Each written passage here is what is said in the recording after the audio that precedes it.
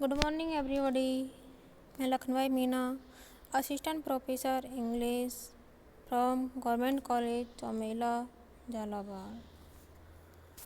आपका हमारे YouTube channel में हार्दिक अभिनंदन है। कल अपन ने BA सेकेंड ईयर के इंग्लिश लिटरेचर के सिलेबस के बारे में जान लिया है।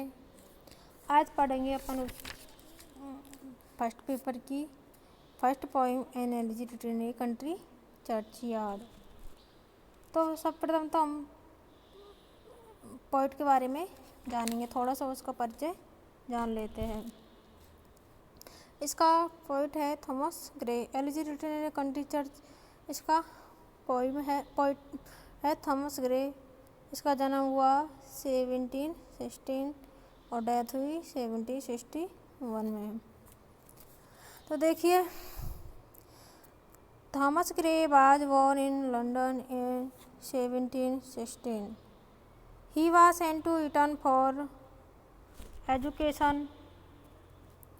And thanks to Cambridge, he hated mathematics. He was a voracious reader and a man of great learning.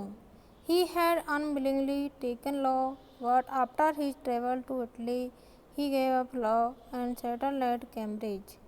He lived all his life in Peter House and Pembroke College. He travelled in Wales and Scotland. In 1757, he refused the poet-laureateship. He sought the professorship of history at Cambridge in vain in 1762. When he was given the professorship of modern history in 1768 at Cambridge, he wrote only a few poems, among which we may mention Ode to Spring, Ode on a Distant Prospect of Eton College, The Progress of Poesy, The Word, The Fatal Sister, etc.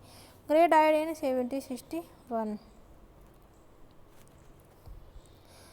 Gray is a reflective poet of 18th century. Whatever he wrote was of excellent quality. He was influenced by classical poetry and admired by Dryden.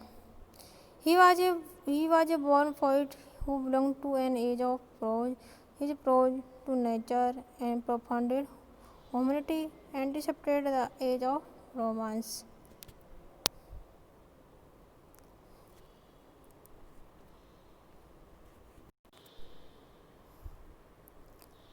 अब ये अपन ने जान लिया poet के बारे में। अब अपन poem के बारे में जानेंगे कि Gray was inspired to write this elegy by the sad and untimely demise of his close friend Richard West,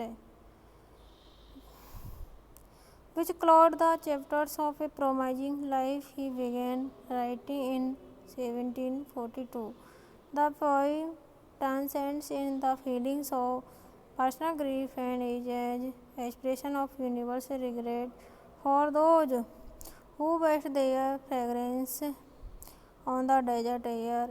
In the first part of the poem, the poet draws a pathetic picture of those unknown and unsung village folk lying under the dust who had talents which found no opportunity to flower.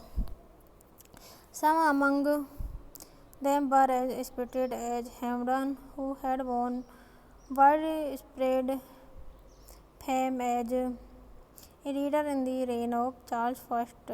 Some had the genius of poetry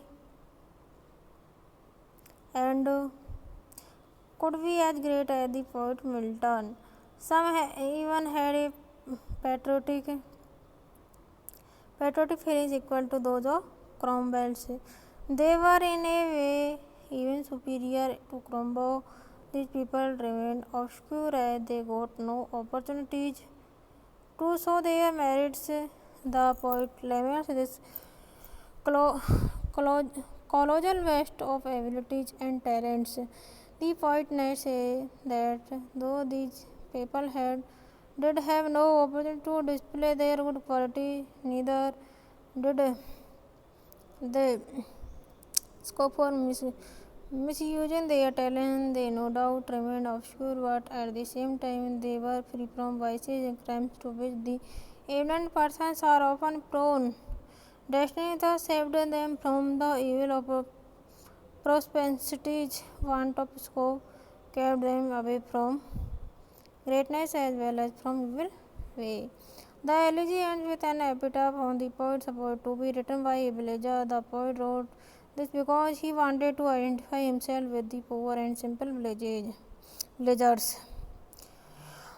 Professor Jaswir Jain writes in the introduction to this poem, elegy written in a country church is unique in itself, for it does not on the face of it mourn the death of an individual as Milton's Lyciad does. It belongs to the landscape school of poetry and has a dominant pastoral element, but it also follows the traditions of elegiac writing and incorporate philosophic reflections of human morality. The date of composition of the poem is uncertain. It is believed that it was written quite some time before it was published in 1751. Two events are said to have influenced the writing of the poem. The first being the death of his friend Richard West in 1742, and the second the trial and execution of the rebel lords in 1745. इसमें कवि ने ये elegy अपने गहरे दोस्त Richard waste की मृत्यु पर ये लिखी है। रिचर्ड वेस्ट तो उसकी मृत्यु ने उसे यह लिखने के लिए प्रेरित किया है। इसे उसने 1742 में लिखना प्रारंभ किया। इस प्रकार उस समय इस एलिजी से दो घटनाएं संबंधित है। पहले तो उसके रिचर्ड वेस्ट की मृत्यु, दूसरी 1745 में विद्रोही लॉर्ड्स पर मुकदमा और उनकी हत्या। इस प्रकार आज अपन ने पोइट और पोइट्री के बारे में जान लिया है। कल पोइट्री के एक्सप्लेनेशन के बारे में, पोइट्री के टेक्स्ट के बारे में जानेंगे।